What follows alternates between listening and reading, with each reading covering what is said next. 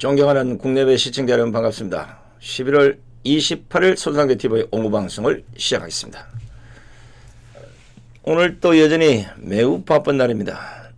오전 방송 끝나고 오후에 5.18과 관련된 재판을 받으러 중앙지법에 갔다가 나오는가 동시에 시청 뒤에 만복림에서 열리는 해외 동포들의 송년회 가서 또 한 말씀하고 바로 지금 방송국에 왔습니다. 몸이 한 3개였으면 참 좋겠다는 생각이고 이제는 목도 1개 가지고는 안 되겠다는 생각이 듭니다. 감옥 갔다 온 이후로 뭔가 나사가 하나 빠질 것 같은 이런 느낌 때문에 바로바로 회복이 잘 안 되네요. 그래도 어떡하겠습니까? 가야죠. 혹시 시청자 여러분 기억하실지 모르겠는데 며칠 전에 제가 지소미아 연장을 하면 분명히 그 기념으로 북한이 미사일을 쏘아댈 것이다 이렇게 예언을 해드린 적이 있습니다. 제 예언에 하다받았이 아니나 다를까 오늘 오후 김정은이가 그새 몸찾고 초대형 방사포로 추정되는 단거리 미사일 2발을 또 발사했습니다. 합참은 오늘 북한이 오후 4시 59분쯤 한경남도 연포 일대에서 동해상으로 미상 발사체 2발을 발사했다고 밝혔습니다. 도대체 이놈의 정권이 언제까지 미사일을 발사체라고 이야기할지 참 깝깝합니다. 도통 모르겠어요. 이건 전세계 누가 봐도 아직 말도 못하는 피덩이 어린아이가 봐도 야 이거는 우리 안보에 위협적인 것이다 이 분명한데도 불구하고 정작 나라 지키는 국민의 생명과 재산을 지키는 군은 계속해서 미사일이 아닌 이제는 너무도 당연하게 발사체라고 아예 대놓고 말을 하고 있습니다. 북한이 오늘 발사한 미사일 도발 남부 군사비를 깨고 새 적대행위 금지 구역에서 해안포 사격을 실시한 지 닷새 말입니다. 이 전문가들 얘기 들어보니까 북한이 해안포 사격 후에 닷새 만에 다시 미사일 도발을 감행한 이거 바로 미국 비핵화 협상과 관련해서 한국과 미국에 보내는 압박 메시지라는 분석이 나오고 있습니다. 김정은이 협상 시한으로 제시한 연말 시한을 앞두고 미국이 아무런 태도 변화를 보이지 않는 데 대해서 북한이 벌써 초조함을 느끼고 있는 것이다. 이런 판단들이 설득력을 얻고 있습니다. 제가 방송에서 김정은을 향해서 그렇게 말하지 않았습니까? 문재인이 지금 김정은 신경 쓸 겨를이 없습니다.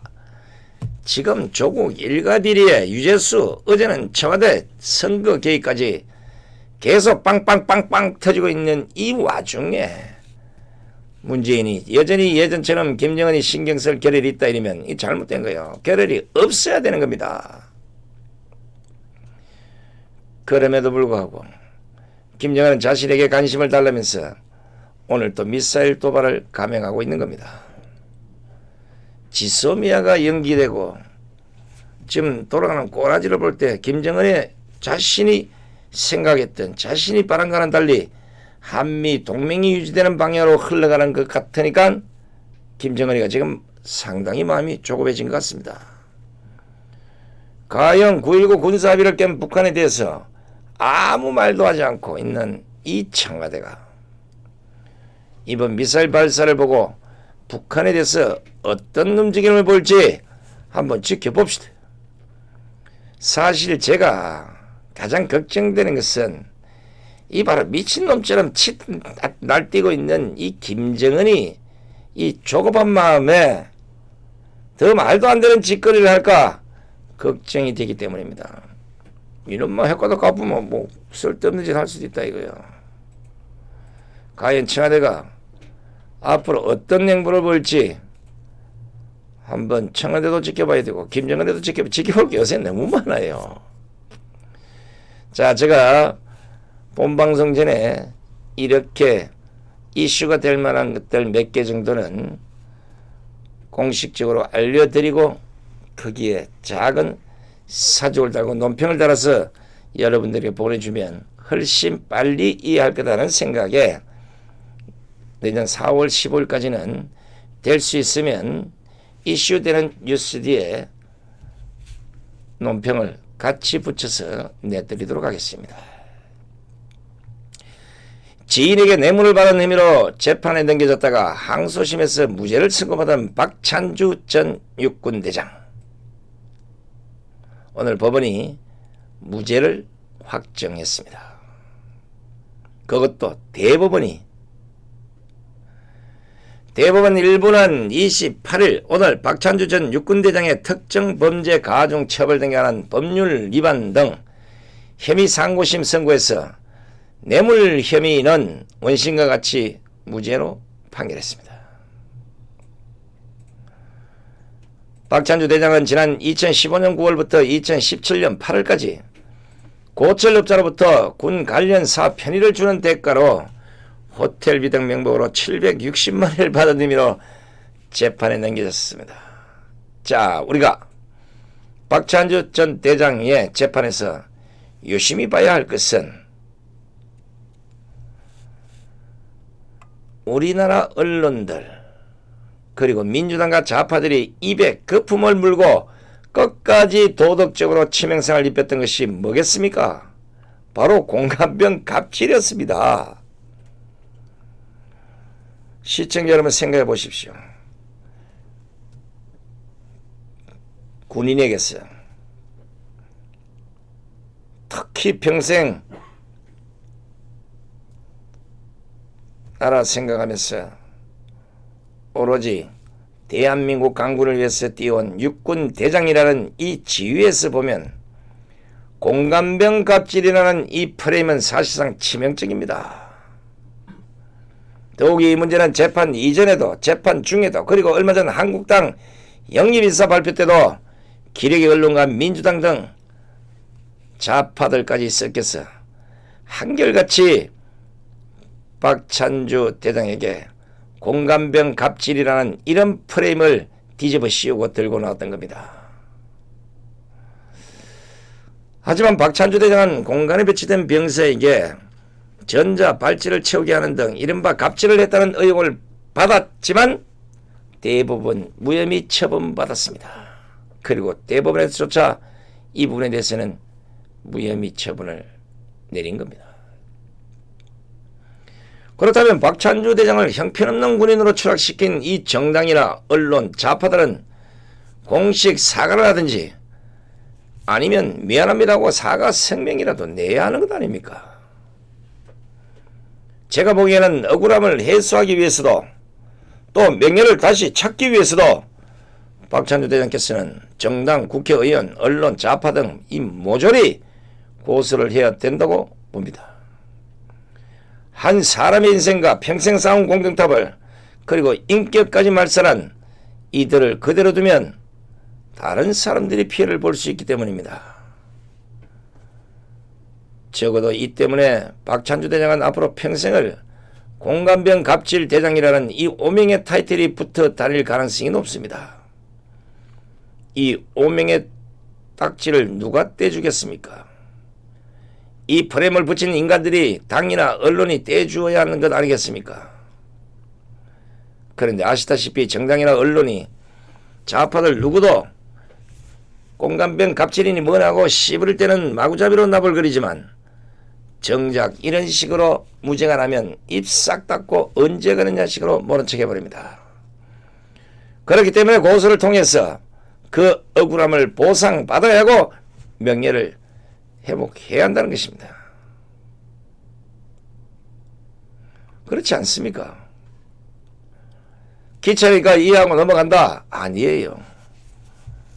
아주 박찬주 대장을 물먹이려고 작심을 하고 공감병 갑질한 프레임을 만들어서 군대도 안 갔다 온 자가 이 문제를 들고 일어났고 그걸 기레기 언론들이 박자를 치고 민주당이나 이런 데서 공격을 해서 결국은 얼마나 큰 상처를 받았습니까? 이제 대법원에서 이 부분에 대해서는 어떤 이유가 됐든 무죄가 났기 때문에 박찬주 대장께서 오늘 혹시 이 방송을 보신다면 분명히 그 관련된 정당과 관련된 단체, 개인, 좌파 뭐 할 것 없이 언론까지 싸그리 모조리 고소하십시오.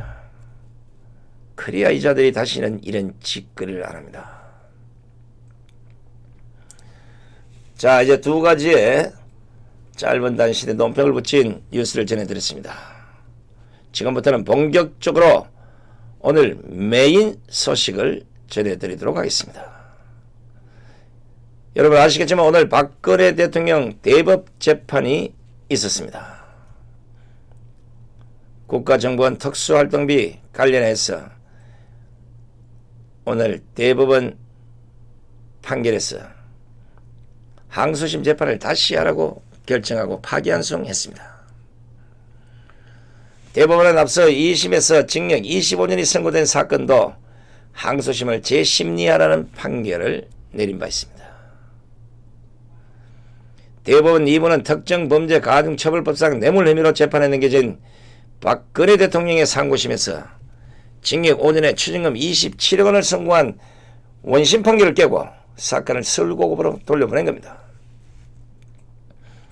항소심에서 무죄로 봤던 일부 혐의를 유죄 취지로 파기환송한 것입니다. 이 때문에 박근혜 대통령의 특활비 관련 형량은 더 무거워질 가능성이 높습니다. 앞서 박근혜 대통령은 2013년 5월부터 2016년 9월까지 남재준, 이병기, 이병호 전 국정원장으로부터 35억 원의 특활비를 받은 혐의로 재판에 넘겨졌습니다.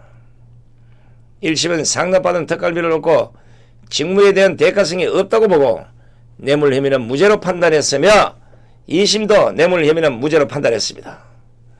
거기에다가 2심에서는 국정원장들의 회계 관계 직원이 아니라고 보고 국고 손실 혐의도 일부 무죄로 판단한 것입니다. 그런데 대법원에서는 1심, 2심과 달리 국정원장이 회계 관계 직원에 해당한다고 판단해서 항소심에서 무죄로 봤던 일부 혐의를 유죄 취지로 파기환송시킨 것입니다. 자, 이걸 조금 더 자세하게 설명을 드리면 원래 1심과 2심은 뇌물죄와 특가법상 국고손실죄를 적용하면서 국고손실죄는 인정이 되지만 특활비의 대가성이 없기 때문에 뇌물죄는 성립이 안 된다고 판단했던 것입니다. 그러나 이번 대법원 판결을 보면 원심과는 달리 박근혜 대통령에게 뇌물죄와 국가손실죄 적용이 모두 가능하다는 식으로 판결을 한 것입니다.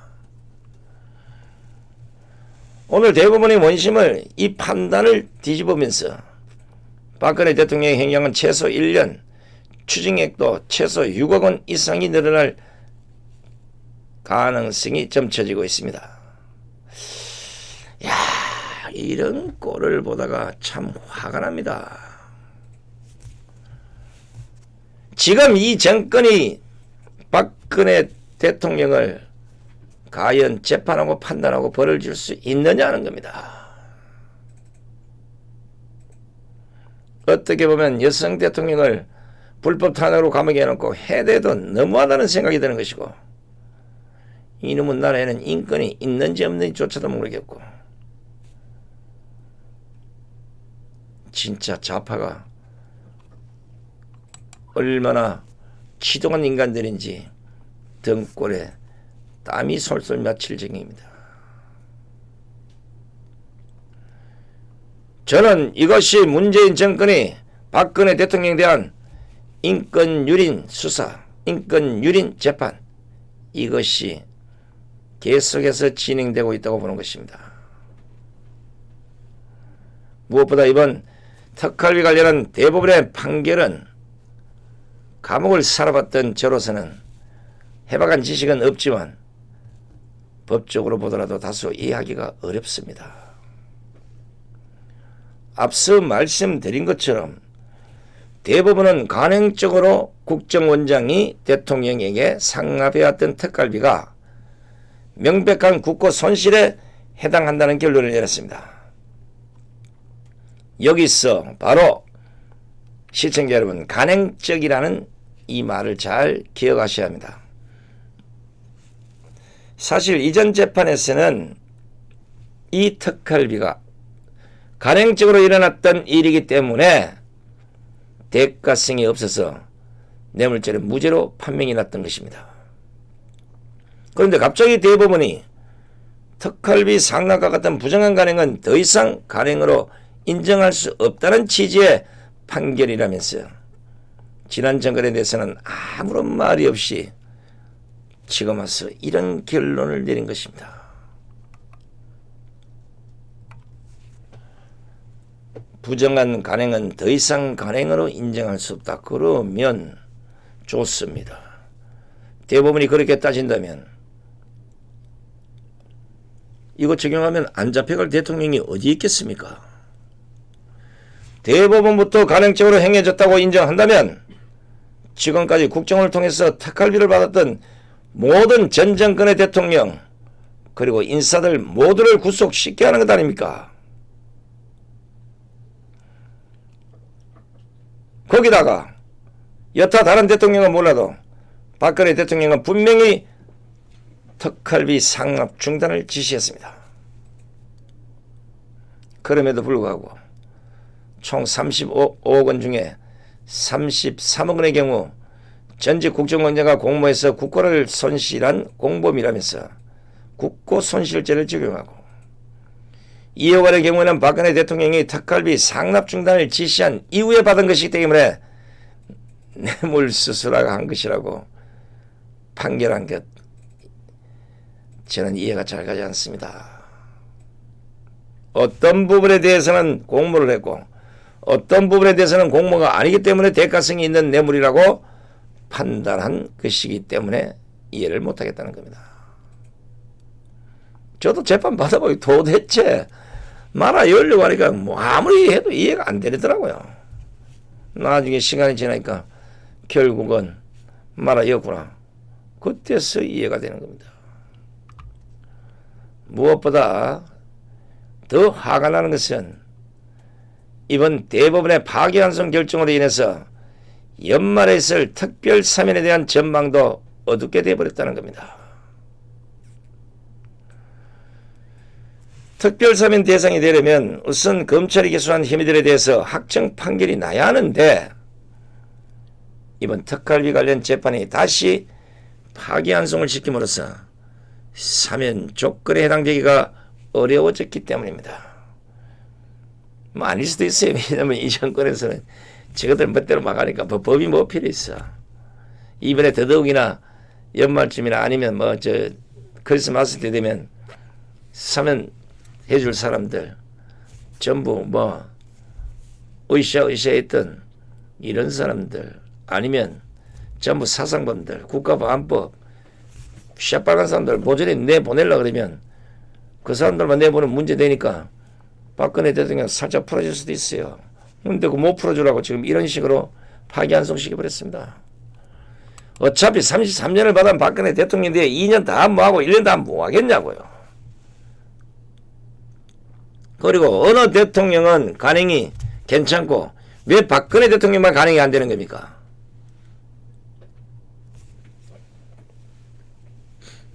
이제 딱 하나 남은 것은 건강 문제를 사유로 확정된 형의 집행을 멈춰줄 것을 요구하는 이름하여 형 집행정지가 가장 현실적인 방안일 뿐입니다.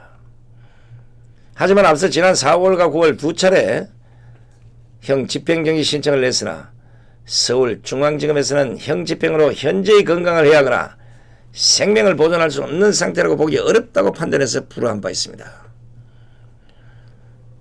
도대체 어깨를 수술해야 될 정도의 그 아픔조차도 그냥 아프라는 식으로 4월과 9월에 행집행정지 신청을 무시해버렸습니다. 그러니까 제가 예전에 감옥에서 나와서 이 방송하면서 뭐라고 했습니까? 사법연수원 필수 코스로 무조건 구치소랑 가가지고 6개월 정도 실제 깜빵살이를 해봐야 된다. 그래야 내 판결 하나가, 내 수사 하나가 한 사람의 영혼을 어떻게 짓밟고 망가지는지를 스스로 체득해야 그런 일을 안 할 것이다 했는데 지금 딱 그런 비슷한 일이 벌어지고 있는 겁니다. 그리고 결국 박근혜 대통령은 어깨치를 위해서 서울 성모병원에서 수술을 받은 뒤에 지금 입원해 있는 거 아니겠습니까? 참 어제 황교안 대표의 단식 투쟁 중에 병문에 실려가는 것부터 시작했어. 오늘 박근혜 대통령의 대법원 재판까지 참 마음이 착잡합니다. 어쩌다가 대한민국이 이 정도로 됐는지, 이렇게 대한민국이 완전히 엉터리 거짓으로 바뀌어가고 있는데도 아직까지도 정신을 못 차린 국민들이 있다는 이 현실에 대해서 마음이 착잡하다 못해, 답답하다 못해, 아리다 못해, 쓰리다 못해 아픕니다. 어찌 보면 지금 문재인 정권의 실세들이 검찰의 수사망에 오르고 윤석열 검찰총장이 그 칼을 바로 청와대 문재인에게 겨누듯 하고 있지만 사실상 법원이 문재인 정권에 장악된 이후이기 때문에 그 전에 모든 것을 끝내야 한다는 조급함도 갖게 되는, 이것이 오늘 대법원 판결이 보여준 것이 아닌가, 이런 생각을 하게 됩니다. 이렇게 박근혜 대통령에 대한 정치보복 판결이 있는 날, 문재인은 언제나 그랬듯이 참 잔인하게도 박정희 대통령의 새마을운동을 운운하였습니다. 문재인은 어제 한메콩 정상회의를 마친 뒤에 부산 백스코에서 공개한 공동 언론 발표문에서 메콩과 한국은 사람이 행복한 평화와 상생번영의 동아시아를 실현해갈 것을 시작으로 4차 산업혁명에 함께 대응하는 동시에 교육, 신성장 산업 등 분야에서 정보통신기술을 바탕으로 협력사업을 진행하고 미래 혁신 인재를 양성하기로 했다면서, 바로 이거 잘 들어야 됩니다. 새마을운동을 전파한 농촌개발사업 등도 전개할 것이다, 이렇게 말했습니다. 참 문재인의 박정희 대통령에 대한 이 행동이나 말 오락가락합니다. 한번 보십시오. 지금 화면에서 보시는 것처럼 분명히 문재인은 박정희 체제가 남긴 유신을 씻어내자는 것이 적폐청산의 의미라고 했습니다. 그런데 어제는 뭐가 그리 바빴는지 박정희 대통령의 대표적 치적사업이라 있는 바로 새마을운동을 메콩강 쪽에다, 메콩 지역에다가 전파하겠다고 하니 지금 보십시오. 이걸 뭐가 국정 운영만 오락가락한 게 아니라, 외교만 오락가락한 게 아니라, 국방만 오락가락한 게 아니라 역사 인식까지도, 박정희 대통령에 대한 정오까지도 오락가락한 것 같습니다. 또 가가는 것은요, 이렇게 해외에 박정희 대통령의 새마을운동에 대해서 전파까지 하겠다고 하는 마당에 시청자 여러분도 아시다시피 문재인 정권 들어서 박정희 대통령의 흔적을 지우러 가는 것을 넘어서 이제는 아예 왜곡까지 하려고 하고 있습니다. 지난 26일 구미 수출산업단 앞에 세워진 구미 국가산업단지 조성 50주년 기념 선언비와 번영의 문에 구미 산단을 조성한 박정희 대통령의 이름이 빠져 구미가 또다시 박정희 대통령 흔적 지우기 논란에 휩싸인 바 있습니다. 이미 장세용이가 구미시장에 취임한 이후에 40년 동안 구미시 직제에 있었던 새마을가를 폐지하려다가 우파 시민단체의 집회 등으로 자초가 됐고, 새마을운동 테마공원 용도 변경도 결국은 우파단체들의 항의로 유보했고, 박정희 대통령 역사 자료관 명칭에서 박정희를 빼려다가 이 역시 우파단체의 반대로 결국은 존속하기로 결정했던 겁니다. 왜 이럽니까 도대체?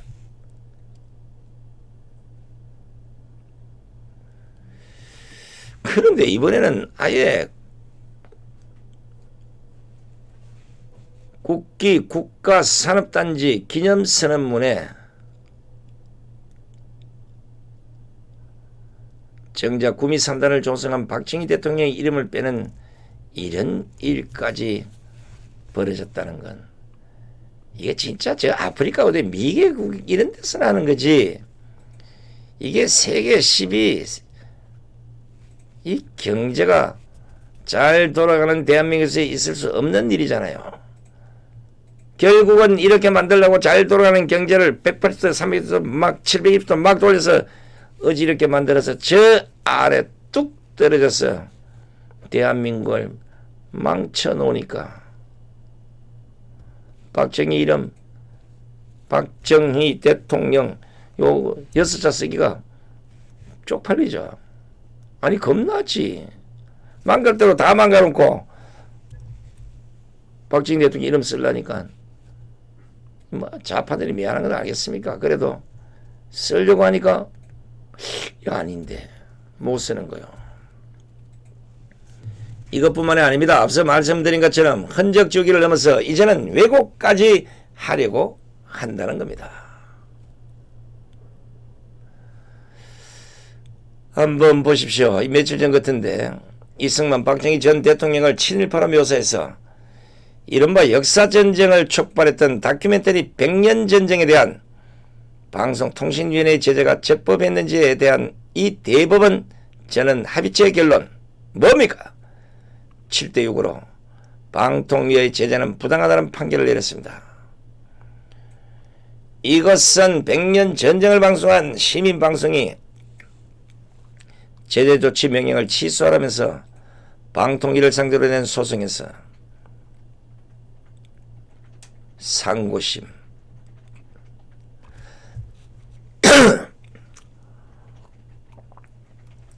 바로 그 상고심에서 사실상 시민방송에 손을 들어서 방통위에 제재 조치를 취소하라는 취지의 판결을 내린 것입니다. 방통위에 시민방송 손 들어줘 본 거야. 1, 2심까지 신경 쓰였다. 뒤집어 보. 이 백년전쟁이라는 다큐멘터리가 워낙 예전에 말이 많았어. 저도 예전에 보면서 정말 하가 치밀어서 막 테레비를 깰 뻔했던 생각이 있습니다.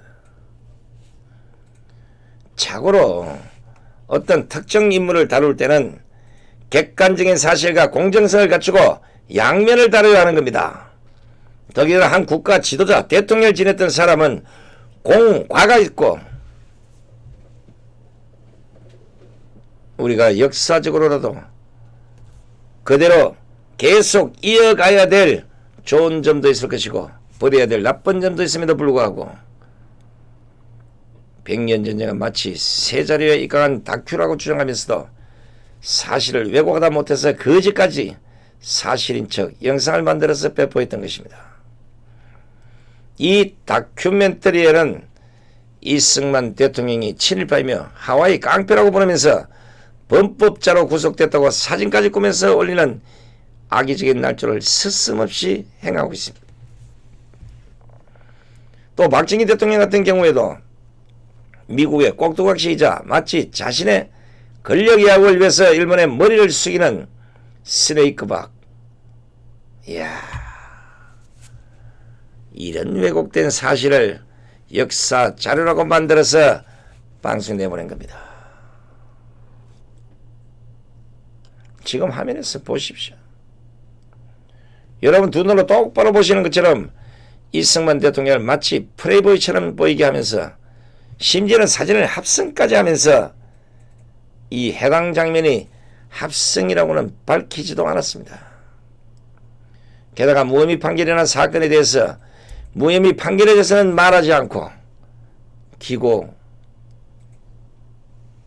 바로 결정한 부분에 대해서만 내용을 담고 있다는 것입니다.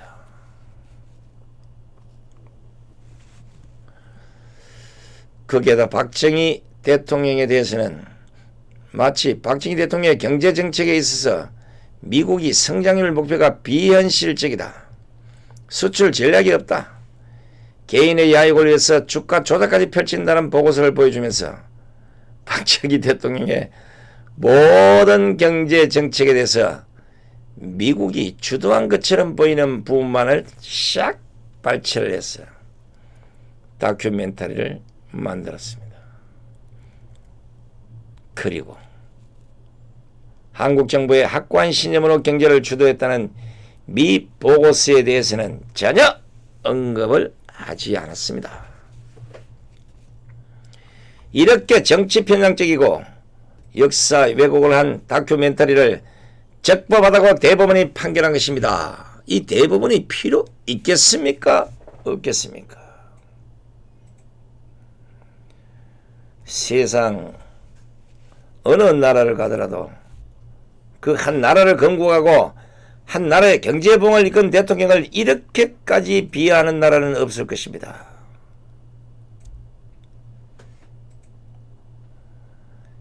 미친 나라 아닙니까 이거 진짜. 그리고 더 웃긴 것은 이렇게 박정희 대통령의 경제 정책에 대해서도 비하하는 다큐멘터리를 적법하다고 하는 대법관 7명 중 6명을 문재인이 임명했음에도 불구하고 문재인은 해외 공식 석상에서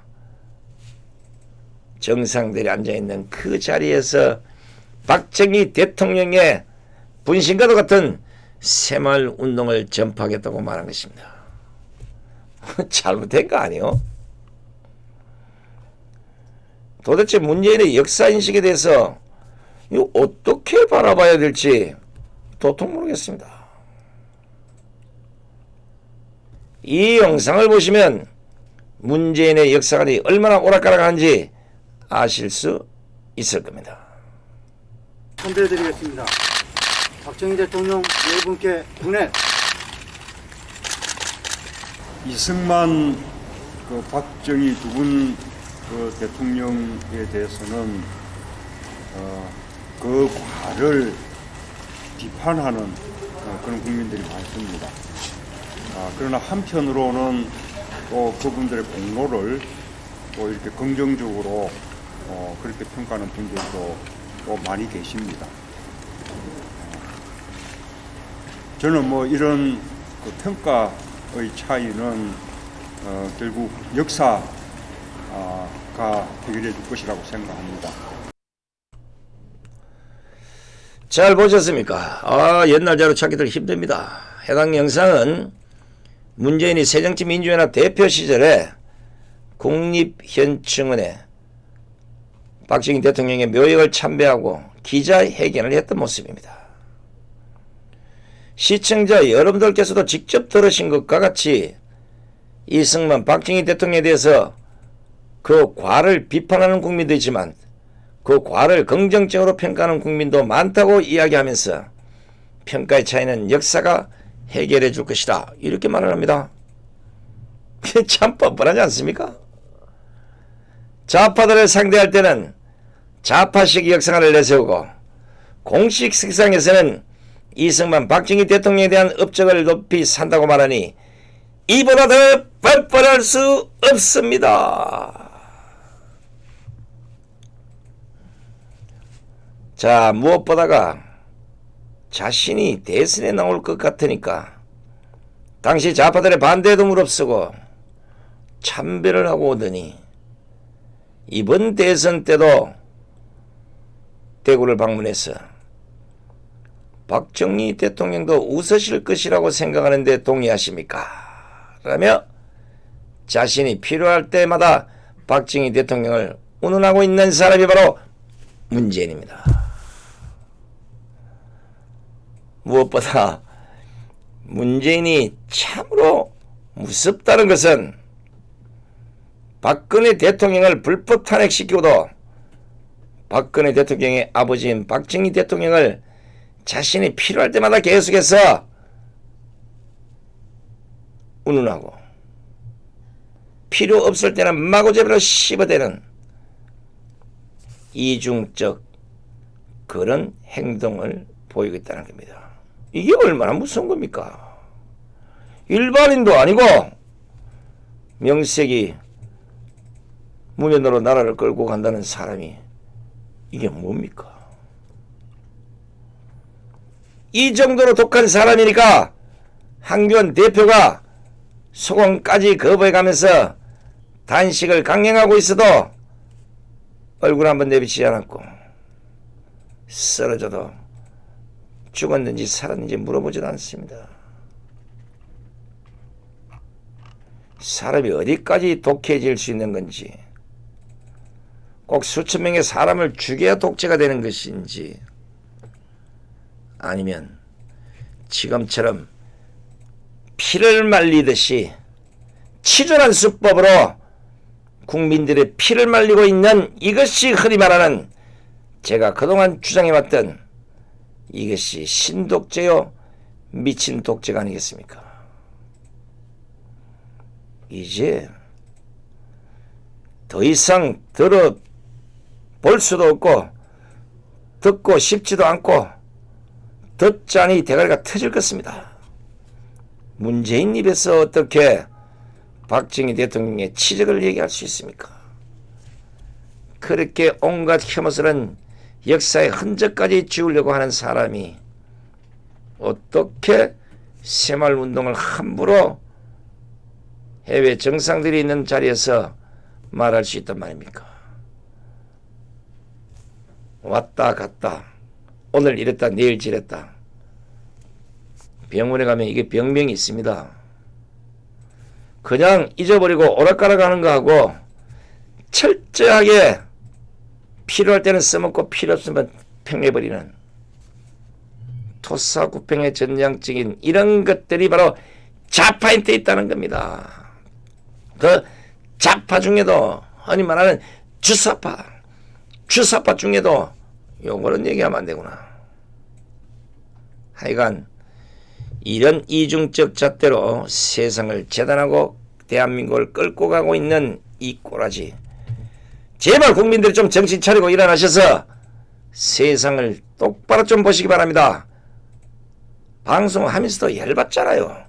이런 꼬라지를 얘기해줘도 분노하지 않는 국민들에게 무슨 희망의 메시지를, 무슨 장밋빛 같은 이런 이야기를 해드리겠습니까? 이만한 무가 2년 6개월 동안 이만큼 잘려나갔어요. 잘려나갔으면 새순이 돌주면 잘려나간 이 다 썩어버렸어요. 언제 이 나라가 다시 원상태로 돌아갈 수 있을지. 제발 국민 여러분, 잠에서 깨십시오. 두 눈을 뜨십시오. 세수를 하고 먼 창밖을 바라보십시오. 대한민국이 얼마나 아파하고 대한민국이 얼마나 망가지고 대한민국이 얼마나 찢어 우는지를 제발 두 눈으로 하길이 안 되면 강화문 강장에 와서 직접 소리내어 울부짖어 보시기 바랍니다. 긴 방송 끝까지 시청해주셔서 대단히 고맙습니다. 요즘은 노란 딱지 뭐 이런 것 때문에 사실 그 방송국들 운영하기 어려워요. 뭐 50만 60만 막 이래간 사람들은 뭐 어쩔지 모르겠는데 우리 같이 이런 사람들은 내일 아침 문 닫을 수도 있습니다. 방송이 길어지는 게 중요한 게 아니라 어차피 깔아놓은 전방, 그래 하나라도 뭔가 좀 더 가르쳐줘야 되겠다 싶어서 한 건의 기사가 아닌 두 건, 세 건 이런 소식들을 제대로 평가를 해서 그 뒤에 논평을 붙여서 여러분들이 혹시 착각할까봐, 혹시 잘못할까봐, 혹시 기성언론에 대한 이 가짜뉴스에 속아 넘어갈까봐 이제 더 이상 속지도 말고 제대로 보고 현실을 파악하라고 아침 저녁으로 눈이 빠지라, 목이 터지라 여러분들에게 하소연하면서 무장을 시켜주고 있는 겁니다. 그런데 왜 손상대 TV나 손상대 TV2나 독자는 늘어나지 않습니까? 신기한 일입니다. 누가 손상대 TV의 구독자 수에 브레이크를 밟고 있는 건 아닌지, 누가 손상대 TV와 손상 TV2에 족쇄를 걸어놓고 있는 건 아닌지, 아니면 혼자만 보고 덮어버리는 건 아닌지, 하여간 답답한 시간이 벌써 2달째 이어지고 있습니다.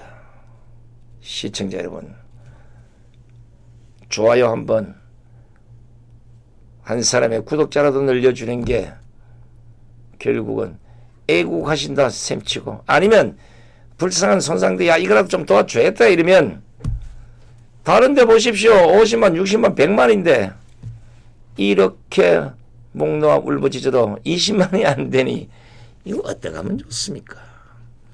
저도 남들처럼 방송 쉽게 할 수 있어요. 기자생활 35년 이상 이 노하우 뉴스 브리핑 하듯이 쭈르르르 하면 아침 저녁 하루에 10번도 할 수 있어요. 그게 중요한 게 아니잖아요. 뭔가 세상 돌아가는 이치를 제대로 알아야 되고, 좌파 언론 다 분석해서 이게 진실이고 이건 거짓이다 이걸 정확하게 알려줘야 지식 무장이 돼서 좌파들과 싸움에서도 밀리지 않을 거 아닙니까? 시청자 여러분, 그동안 한 번도 하지 않던 얘기들 구독 한번 눌러주십시오. 구독 눌러야 한다. 좋아요 한번 눌러주십시오. 다른 데 좀 뿌려서 구독자 좀 늘려주십시오. 부탁드립니다. 긴 시간 함께해 주신 시청자 여러분 대단히 고맙습니다. 남은 시간도 행복한 시간들 되시기 바랍니다. 안녕히 계십시오.